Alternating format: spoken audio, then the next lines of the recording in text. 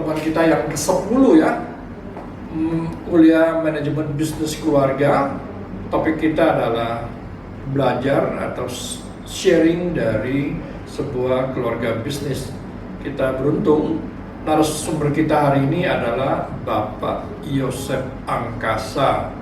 Beliau adalah salah satu dari generasi kedua keluarga Kau yang kita kenal lewat bisnis keluarga mereka, Kalbe Group. Di samping itu jangan lupa mereka juga terkenal dengan jaringan rumah sakit mitra keluarga. Kita ikuti berikut ini. Selamat siang teman-teman mahasiswa Universitas Parahyangan. Hari ini saya akan sharing perihal family business. Sebelumnya perkenalkan saya Joseph Angkasa. Saya merupakan generasi kedua dari keluarga Kalbe Pharma. Jadi kami bergerak di bidang kesehatan, mulai dari pabrikan, distribusi sampai pelayanan kesehatan di rumah sakit. Ada beberapa slide nanti yang bisa dirujuk. Silahkan bisa dilihat sebagai bahan referensi. Jadi agenda saya hari ini ada 5. Yang pertama adalah perihal 3 circle model atau model 3 lingkaran. Kedua ada perihal keluarga kami, keluarga Kau. Ketiga antara bisnisnya, yaitu bisnis kami. Keempat mengenai family charter kami. Saya mulai dengan agenda yang pertama, kaitan dengan 3 circle model. 3 circle model ini rujukan untuk family business. Jadi ada ownership sebagai satu circle, bisnis sebagai lingkaran yang kedua, dan family sebagai lingkaran yang ketiga. Tentunya ketiga lingkaran ini juga ada saling irisannya. Contohnya antara ownership sama bisnis, ya ada irisannya. Irisannya ini adalah bagi mereka-mereka yang non-family owners employees, ya. Kalau yang antara family sama bisnis itu ada irisannya, yaitu mereka adalah family employees. Dan lingkaran irisan yang ketiga adalah antara ownership dan family, tapi tidak berinvolve di bisnis. Jadi mereka merupakan family owners.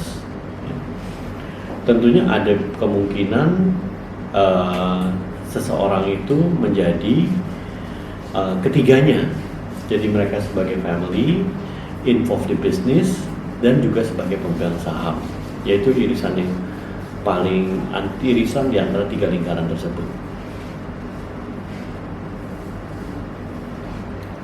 Saya lanjut mengenai family kami, ya. Family kami itu secara garis besar ada 6 family besar. Sekarang kami udah masuk ke generasi ketiga. Nanti di slide selanjutnya lebih jelas.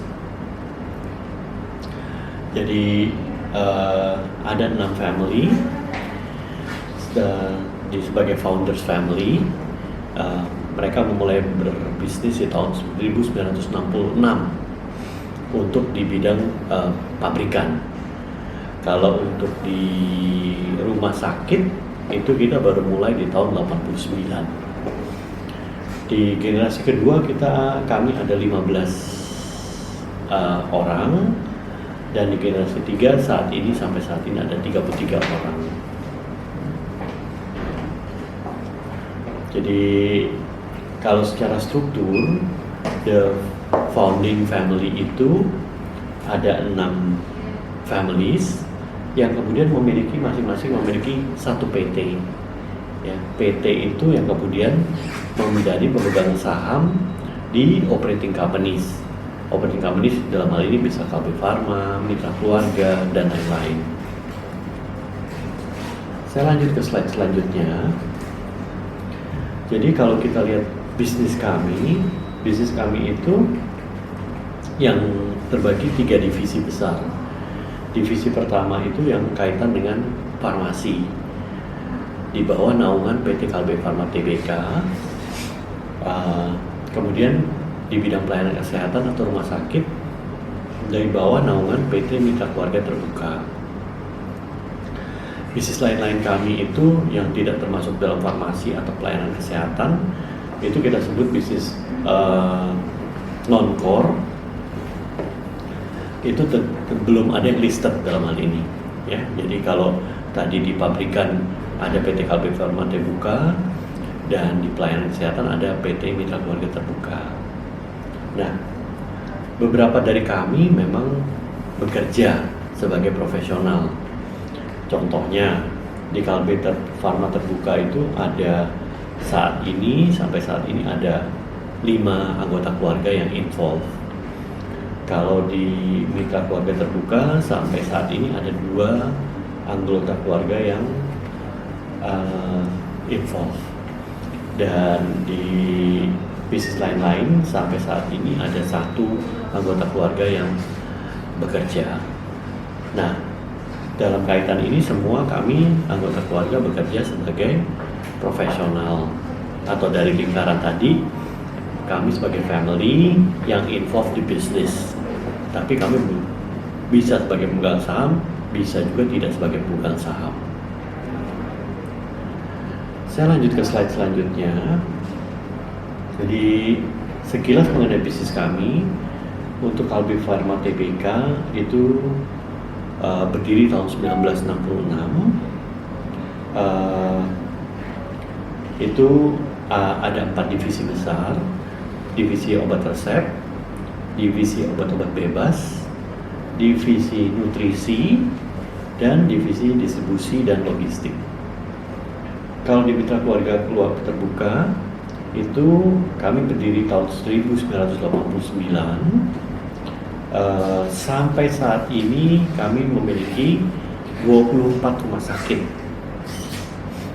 Nah, di bisnis lain-lain terdiri dari bisnis real estate atau perumahan dan juga bisnis konstruksi. Konstruksi ini kami punya partner joint venture di company Tata. Saya lanjut ke slide selanjutnya. Perihal bagaimana kita mengatur family kami, ya. Dalam family kami ada yang disebut family charter. Family charter ini terdiri dari seperti halnya perusahaan, ada misi, ada visi, dan juga ada core values-nya atau prinsip-prinsip dasarnya. Bisa dirujuk di slide. Misinya adalah untuk to positively contribute to the health and well-being of the society, untuk berkontribusi kepada kesehatan dan kemakmuran atau kesejahteraan society yang ada di Indonesia atau di dunia. Visi kami tentunya sebagai pemegang saham, keluarga kami berkeinginan untuk mengoptimalkan shareholder value dari perusahaan-perusahaan yang kami miliki. Nah, core values-nya apa? Kita singkat dengan vital. Pertama yaitu valuable to humanities. Kedua, intends to integrate. Ketiga itu trustworthiness. Keempat itu achievement motive. Dan kelima tentunya adalah L, learning and growing. Jadi kami dalam keluarga selalu merujuk ke prinsip-prinsip dasar ini dalam hubungan berkeluarga atau hubungan selama kami bekerja sebagai families. Nah, objektifnya apa? Tentunya sebagai family, tentu kami berobjektif punya hubungan yang baik, yang rekat antar keluarga, antar saudara, dan juga sebagai founding family, kita tetap punya influence di perusahaan-perusahaan kami. Nah, sebagai struktur untuk memudahkan mengatur